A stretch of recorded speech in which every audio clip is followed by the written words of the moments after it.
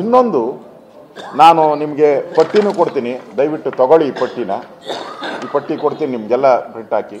First ಸತ್ತಿದ್ದು Purnachandra ಅಂತ, 32 ವರ್ಷ, ವೈದೇಹಿ ಆಸ್ಪತ್ರೆ, 3:45 ಅಣ್ಣ, 3:45. ನೀವು ಕಾರ್ಯಕ್ರಮ ಇಲ್ಲಿ ಮಾಡಿದ್ದು ಎಷ್ಟೊತ್ತಿಗೆ?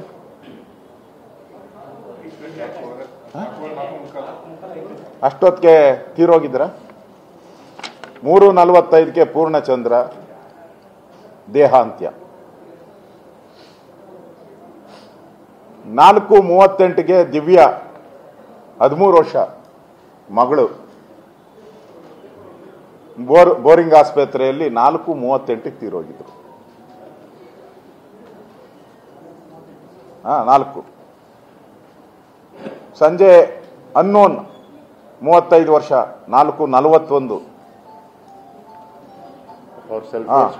ಅನ್ನೋನ್ ಅದು 4 ಗಂಟೆ. ಇಷ್ಟರಲ್ಲಿ 4 ಜನ ತೀರೋಗಿದ್ರು. ನಿಮ್ಮ ಕಾರ್ಯಕ್ರಮ ಶುರುವಾಗಕ್ಕೆ ಮುಂಚೆ ತೀರೋಗಿದ್ರು. ಅಧ್ಯಕ್ಷರು ಹೇಳ್ದಂಗೆ entire IAS, entire IAS, entire IPS, entire ministry gang, ಪಟಾಲಂ, ಮುಖ್ಯಮಂತ್ರಿ ಪಟಾಲಂ ಫೋಟೋ ಶೂಟಲ್ಲಿ ಬ್ಯುಸಿ ಇದ್ರು. ಅವ್ರ ಮಕ್ಕಳನ್ನ ಒಬ್ಬೊಬ್ಬರನ್ನೇ ಕರೆಯೋದು, ಕೊಯ್ಲಿನಿಂಗ್ ಎಳೆಯೋದು, ಅವನ ಪಿಯನ ತಳ್ಳೋದು, ಕೊಯ್ಲಿ ಪಿಯನ ಫೋಟೋ ತೆಗೆಯೋದು. ಅವನ ಬಟ್ಟೆ ಒಂದು ಬಿಟ್ಟಿದ್ದಾರೆ ಕೊಯ್ಲಿದು, ಅರ್ಧಾಕ್ಲಿಲ್ಲ. ಕೊನೆಗೆ ಅವ್ನು ಬೇಜಾರು ಮಾಡ್ಕೊಂಡು ಓಡೋಗಿದ್ದಾರೆ ಅಲ್ಲಿಂದ. ಅಂದರೆ ನೀವು ಎಲ್ಲಿ ಬ್ಯುಸಿ ಆಗಿದ್ರಿ? ಫೋಟೋ ಶೂಟಲ್ಲಿ ಬ್ಯುಸಿ ಆಗಿದ್ರಿ. ಜನ ಎಲ್ಲ ಚಪ್ಪಲಿ ಬಿಸಾಕಿದ್ದಾರೆ ವಿಧಾನಸೌಧ ಹತ್ರ. ಕಲ್ಲು ಹೊಡೆದಿದ್ದಾರೆ, 1 ಲಕ್ಷ ಇದೆ. ಕಲ್ಲು ಹೊಡೆದಿದ್ದಾರೆ, ಚಪ್ಪಲಿ ಬಿಸಾಕಿದ್ದಾರೆ. ಪ್ಲೇಯರ್ಸ್ ಕಾಣ್ತಲ್ಲ, ನಿಮ್ಮನ್ನು ನೋಡಕ್ ಬಂದಿಲ್ಲ ನಾವು ಅಂತೇಳಿ. ಅಂತ ಕೆಟ್ಟ ವರ್ತನೆ.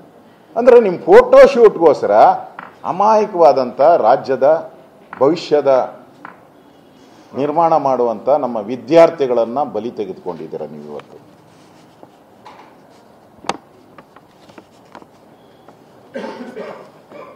ಈ ಘಟನೆ ಅಂತಾರಾಷ್ಟ್ರೀಯ ಮಟ್ಟದಲ್ಲೂ ಸುದ್ದಿಯಾಗಿದೆ. ಸ್ವತಃ ಪ್ರಧಾನಮಂತ್ರಿಗಳು ಇದ್ರ ಬಗ್ಗೆ ಟ್ವೀಟ್ ಮಾಡಿದ್ದಾರೆ. ಈ ಕಾರ್ಯಕ್ರಮ ನೀವು ಇಲ್ಲಿ ಮಾಡಬೇಕಾದಾಗ ಅಲ್ಲೇ ರದ್ದು ಮಾಡಬೇಕಾಯ್ತು. ನಿಮ್ಗೇನಾದರೂ ಗೌರವ ಇದ್ದಿದ್ರೆ 4 ಜನ ತೀರ್ಕೊಂಡಾಗೆ ರದ್ದು ಮಾಡಬೇಕಾಯ್ತು. ಅವಾಗೂ ಮಾಡಲಿಲ್ಲ. ಕಾರ್ಯಕ್ರಮ ಆದಮೇಲೆ ಮುಖ್ಯಮಂತ್ರಿಗಳು ಎಲ್ಲೋದ್ರು ನಮಗೂ ಗೊತ್ತಿಲ್ಲ, ಎಲ್ಲೋದ್ರು ಅಂತ ಗೊತ್ತಿಲ್ಲ. ಆಮೇಲೆ ಅವ್ರು ಬಂದಿದ್ದು, ಆಸ್ಪತ್ರೆಗೆ ಬಂದಿದ್ದು 6:30. ಏನಪ್ಪ 6:30ನಾ? ಬಂದಿದ್ದು. ಎಲ್ಲೋದ್ರು ನಮಗೂ ಗೊತ್ತಿಲ್ಲ. 7:15 ಬಂದಿದ್ದು. ಆಯ್ತು, ಅವ್ರಿಗೆ ಟ್ರಾಫಿಕ್ಕು, ನಮಗೆ ಟ್ರಾಫಿಕ್ಕು, ಅವ್ರಿಗೆ ಯಾವ ಟ್ರಾಫಿಕ್ ಇದೆ? ಅಂದರೆ ಒಟ್ಟಾರೆ ಈ ಘಟನೆಯ ನೇರ ಹೊಣೆಯನ್ನ ಸರ್ಕಾರ ವಹಿಸಬೇಕು. DC ತನಿಖೆಗೆ ನಾವು ಯಾವುದೇ ಕಾರಣಕ್ಕೂ ಒಪ್ಪಲ್ಲ. ಇದು ಹೈಕೋರ್ಟ್, ಈಗಾಗಲೇ ಅಧ್ಯಕ್ಷರು ಹೇಳಿದ ರೀತಿ ಹೈಕೋರ್ಟಿನ ಚೀಫ್ ಜಸ್ಟಿಸ್, ಯಾಕೋ PL ಅವ್ರ ಮುಂದೆನೆ ಹೋಗ್ತಾ ಇದೆ ಈಗ. ಸಿಟ್ಟಿಂಗ್ ಹೈಕೋರ್ಟಿನ ಅವರು ಅಥವಾ ಹೈಕೋರ್ಟಿನ ನ್ಯಾಯಾಧೀಶರ ಸುರ್ಪದಿಯಲ್ಲಿ ಈ ಎಲ್ಲ ತನಿಖೆಗಳು ನಡಿಬೇಕು. ಇದಕ್ಕೊಂದು SIT ರಚನೆ ಮಾಡಬೇಕು.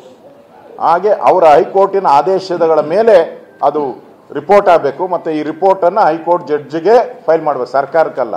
ಅಲ್ಲಿ ಫೈಲ್ ಮಾಡಿ ಈ ಸಾವಿಗೆ ನ್ಯಾಯ ಸಿಗಬೇಕು ಅನ್ನೋದು ನಮ್ಮ BJPಯ ಒಂದು ಸ್ಟ್ಯಾಂಡ್. ಇದು ಇದೊಂದು